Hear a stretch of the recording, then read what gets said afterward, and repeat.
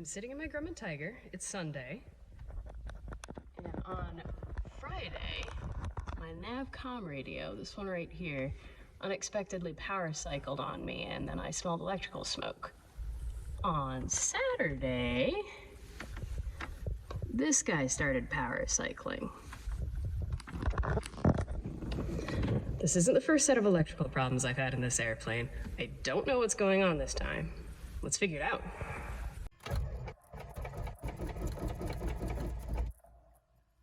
What now?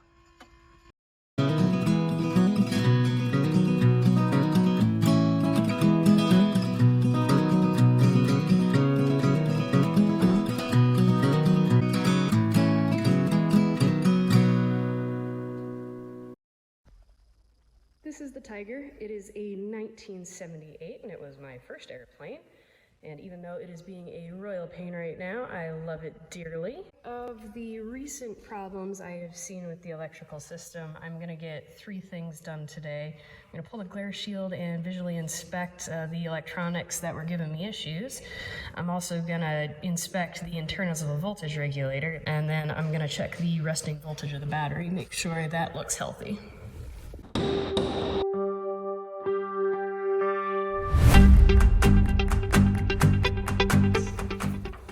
Set this to DC 20.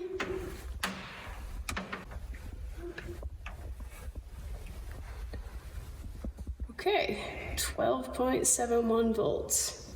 That is perfectly normal. Let's check the inside of the voltage regulator next, see if we see anything unsettling.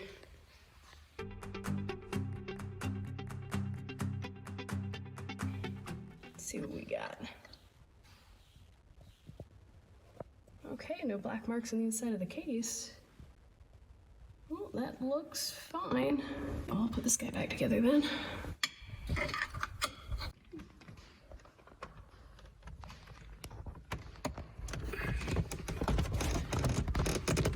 Oh my God. Is that even in the nut plate? That is gnarly and stripped out.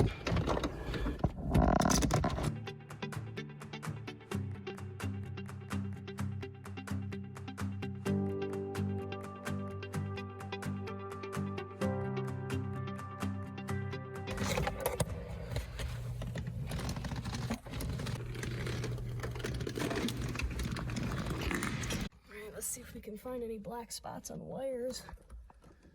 Okay, so this is the audio panel, and the unit below it is the Navcom unit. And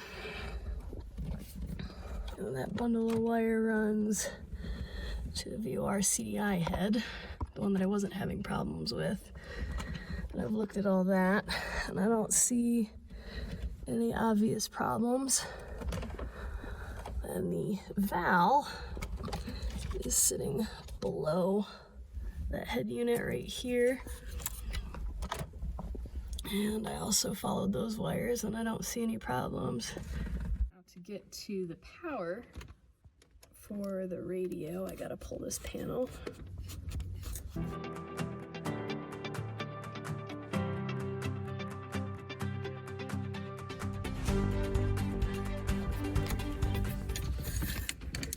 So there is a wire that goes from the main Avionics bus to a miniature bus that powers both that Valve 429 and the Garmin 255. And the fastener is definitely loose. I bet these guys are getting intermittent power. That might be it. This is the power wire that I suspect was causing the issue. The end that doesn't have the fastener in it currently was loose. That was what was on the main Avionics bus bar. Didn't have a washer at all, and turns out this side also has no washer. So I'm going to remake this. I'm going to make it a little bit longer so there's a service loop so I can actually pull that panel out further, and also put lock washers on both sides.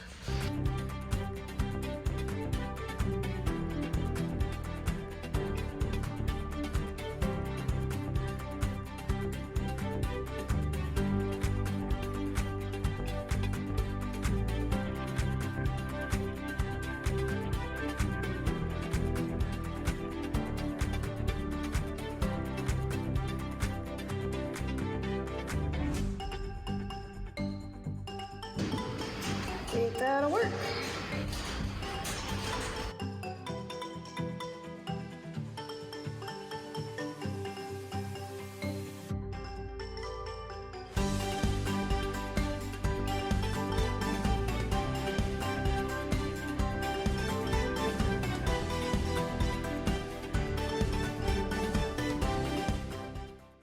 Gonna throw on the master switch and see if the 429 and the 255 play nice. So let's try the 429 first. It's gonna be nav 2. Okay, it's got power. So far so good. Let's try the 255.